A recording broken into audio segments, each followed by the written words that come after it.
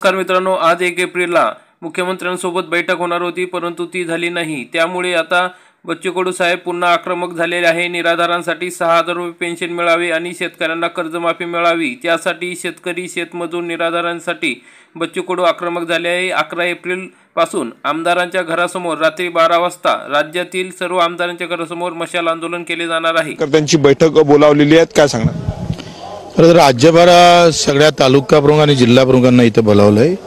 एकंदरीत एक संघटन बांधणी अधिक मजबूत करण्यासाठी आणि सरकारने जे मागच्या वेळेस निवडणुकीत आश्वासन दिलं होतं, कर्जमाफीचं असेल, हमीभावाचं असेल, त्या सगळ्या संदर्भात एक मोठं आंदोलन, त्याची सुरुवात आम्ही 11 तारखेला महात्मा ज्योतिबा फुले जयंतीच्या दिवशी पूज्य बाबासाहेब आंबेडकर आणि महात्मा फुलेच्या जयंतीच्या निमित्तानं महाराष्ट्रातल्या सगळ्या आमदारांच्या घरासमोर रात्री 11 तारखेला रात्री 12 वाजता गळ्यात निळा दुपट्टा आणि हातात भगवा झेंडा असं घेऊन मशाल पेटवण्याचं आंदोलन करणार आहोत। सरकारला निर्देश देणार आहोत का या सगळ्या याच्यात तुम्ही जे आश्वासन दिले होते, एकतर आम्ही या सगळ्या आंदोलनाची दखल घ्या, नाही तर याच मशालीनं आम्हाला पेटून द्या।